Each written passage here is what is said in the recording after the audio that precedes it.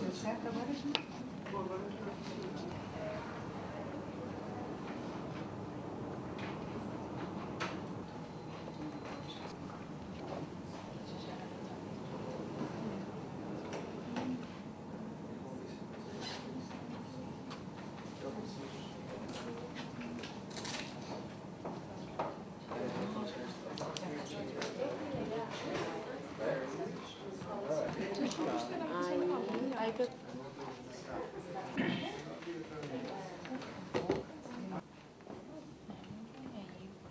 Zé Fucin e as estratégias de sobrevivência dos imigrantes brasileiros. Ambos, Edmar da Rocha, o sociólogo de São Paulo, e Bibiano Alex Rocha, o escritor de Minas Gerais, vivem há alguns anos aqui em Londres e têm as suas próprias experiências, as suas experiências particulares, mas eles vão apresentar aqui hoje, nessa noite, no auditório aqui do Consulado do Brasil em Londres, o resultado dos seus respectivos trabalhos sobre esse tema tão atual e tão importante. Edmar terminou no ano passado, em 2012, o seu doutorado pela Università di Milano, e a sua tese foi exatamente sobre os migrantes brasileiros em duas das cidades mais procuradas por eles na Europa, Londres e Milão, né? E ele desenvolveu toda uma pesquisa e vai conversar sobre isso, e é muito interessante.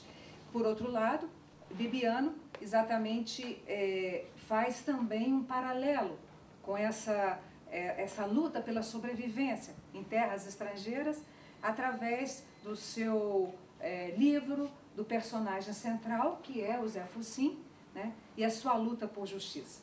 Zé Fucin é um nome, é uma sigla, mas o próprio Bibiano é quem vai falar sobre isso para vocês.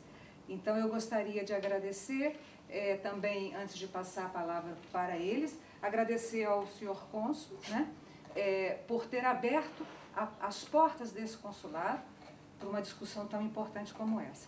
Esse é o início de um trabalho que os dois estão desenvolvendo e que nós temos certeza que vai realmente ser bastante importante para os migrantes em geral, mas especialmente para os migrantes brasileiros.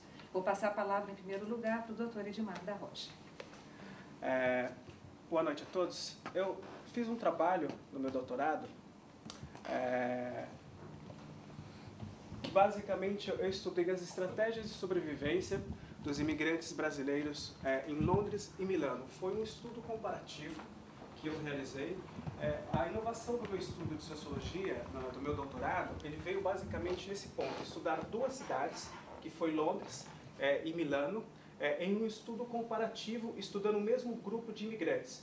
Você tem vários trabalhos que foram feitos estudando duas cidades, com dois grupos de imigrantes diferentes. O meu é o mesmo grupo, brasileiros, que moravam em Londres e que também moravam em Milano. E eu fiz um estudo comparativo desse trabalho. O objetivo foi buscar os canais que eles utilizam para migrarem, os passos que conduzem à irregularização, como que eles vivem, como que eles trabalham, como que eles fazem para conseguir o seu trabalho, como que essas famílias de brasileiros estão vivendo em Londres e Milano.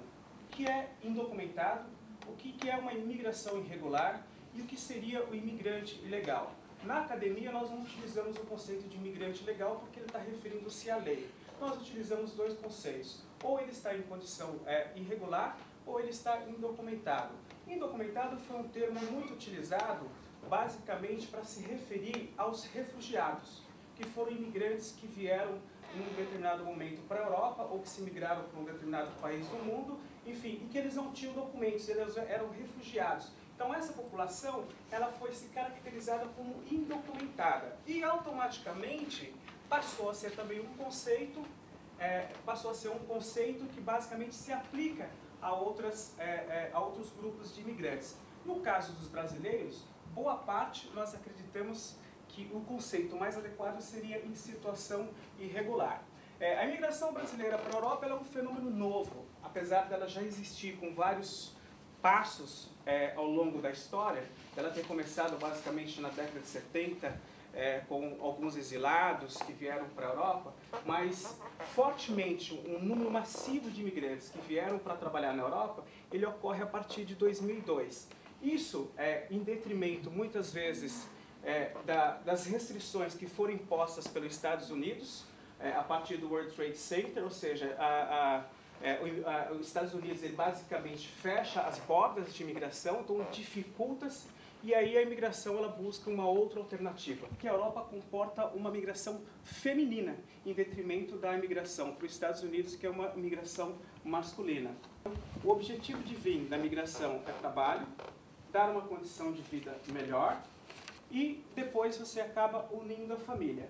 Lembrando que quando nós falamos de imigração, ela não é igual para todos, ela é individual.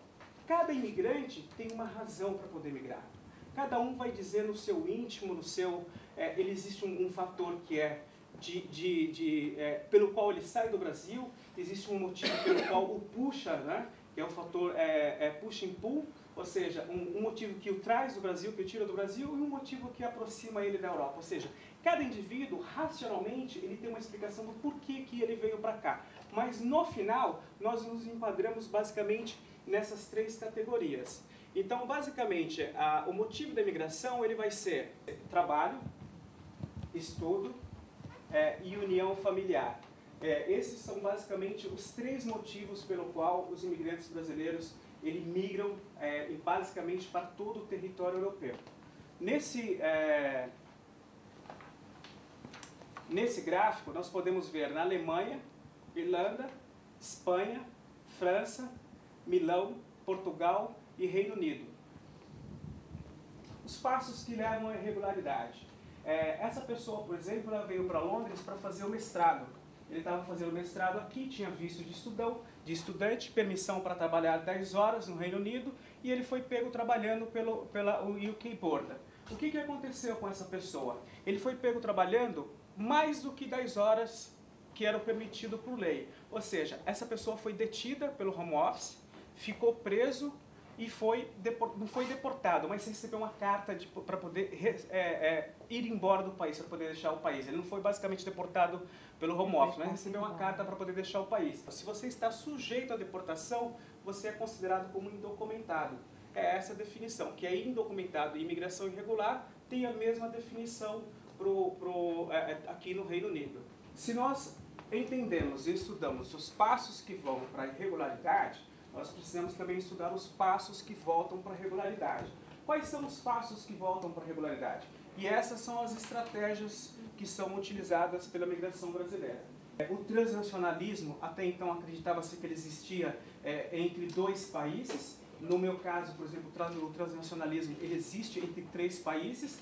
Por exemplo, os brasileiros eles fazem contatos entre entre Reino Unido, né, Londres, Brasil e Itália, porque eles têm que fazer essa triangulação para poder obter a cidadania italiana, ou Reino Unido, Brasil, Portugal, ou Reino Unido, Brasil e Espanha como objetivo de obter a cidadania. A Itália fez 2 anistias. A Itália fez anistia em 2002 e 2007. O Reino Unido nunca fez anistia. A única anistia que o Reino Unido fez foi em 2002, mas foi para os países do leste europeu, que foram quando entraram a Polônia, enfim, os países do leste europeu. A Itália fez 2 vezes, Portugal fez, Espanha fez e outros países fizeram. Quais são os passos para a regularidade, né? Essa pessoa, por exemplo, morou aqui durante 14 anos no Reino Unido. Depois de 14 anos morando aqui indocumentadamente, ele submete a aplicação para o UK Border, sabe das dificuldades, mas, no outro lado, ele acredita que muito rapidamente ele vai poder encontrar um passo de volta, que muitas vezes não acontece para uns rapidamente em detrimento de outros. No caso dele, ele tem que esperar durante 14 anos para poder fazer a aplicação. As estratégias de sobrevivência. Aqui é uma coisa muito importante que eu trago, que são os consulados. Por incrível que pareça, os consulados, eles são os pêndulos e são o primeiro lugar que a imigração brasileira procura, em alguns momentos, para poder tentar entender como funciona alguns processos. Depois, eles vão buscar as associações. Talvez eu tenha cometido algum erro em dizer que talvez o primeiro fossem as igrejas. Primeiro eles buscam as igrejas, depois eles vão ter acesso ao consulado, mas o consulado é um ponto importante. Muitos de nós, de todos os que eu entrevistei, existia um fator que era muito interessante. nenhum deles nunca tinham tido nenhuma atividade ilícita no Brasil. Se você não dá condição para a pessoa se regularizar, durante 14 anos, se ela mora num país, ela não encontra condição para regularizar, e o objetivo dela, o sonho dela é estar aqui, ela vai encontrar uma forma de poder viver, de poder permanecer aqui, de poder manter vivo esse sonho. Então ela acaba buscando formas como essa, encontrando documento falso, tendo que, de uma certa forma, alugar documentos de amigos, ou pegar conta de amigos, ou documento de amigos, para poder ingressar no mercado de trabalho. Essas são as estratégias. Por que que isso ocorre? O mercado é restrito, não oferece entrada de trabalho sem documento. Ou seja, o país não oferece condição de regularização. E quando eu estou colocando isso, eu não estou falando só do Reino Unido. Estou dizendo que a Itália está no mesmo ponto, né? Os outros países estão no mesmo ponto. A única diferença é que alguns países eles são menos rígidos do que outros com relação a controle. Aqui no Reino Unido é muito bem rígido essa parte, ou seja, então dificulta muito mais. No Reino Unido, esse mesmo local de trabalho que as mulheres acabam trabalhando seria na questão de fazer limpeza. Nesses dois lugares tem uma atração de trabalho muito grande por uma questão muito simples. Não existe controle de documento. Por outro lado, há uma restrição muito maior com relação à concessão de visto para as pessoas que queiram vir para o trabalho. Então, ou seja, você tem uma facilidade para o estudo. Nesse sentido, nós teríamos hoje uma reversão dessa imigração. Essa é uma poesia do Álvaro de Campos, que eu gosto muito, acho ela super bonitinha. Ela diz assim: eu fingi que estudei engenharia, vivi na Escócia, visitei a Irlanda, meu coração é uma vozinha que anda, pedindo esmolas às portas da alegria. Não posso estar em parte alguma, a minha pátria é onde eu estou. Muito obrigado a todos.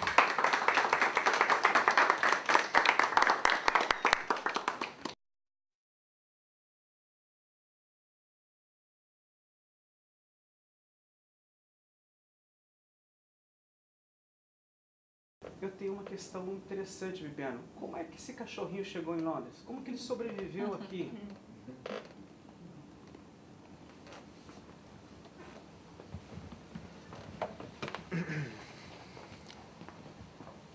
Bom, gente, boa noite. Eu quero agradecer a presença de todos, né? Por gentileza, os que não entendem a língua portuguesa, tenho certeza que o que está próximo aí são amigos. Se agora não puder falar, depois explica pausadamente o teor da minha palestra, ok? Que na verdade não é palestra.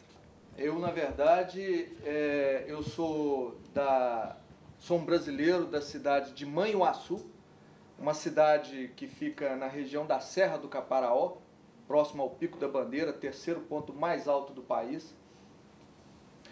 Para mim é uma terra de revolucionários e para mim é uma terra valorosa, porque tem uma história belíssima, além, claro, do seu relevo, que é um ponto turístico maravilhoso. Eu já convido a todos vocês a conhecer Manhuaçu e toda a Serra do Caparaó. Tenho certeza que vocês não irão perder a oportunidade de conhecer uma região muito bela. Bom, propaganda feita, né? Eu tenho que ser meu embaixador da minha cidade, da minha região. Acho que vocês também deveriam fazer isso com as respectivas cidades de vocês, porque da mesma forma que a gente chega aqui em Londres e fica deslumbrado com essa beleza que tem aqui e com essa riqueza histórico-cultural, com certeza pode ter, com certeza não, certeza absoluta, a cidade de cada um de vocês também tem dentro do foco de visão de cada um. Com certeza tem. Então, meu nome é Bibiano, da cidade de Manhuaçu, conterrâneo do Zé Focinho, porque o Zé Focinho também nasceu em Manhuaçu. Zé Focinho é um cachorro vira-lata.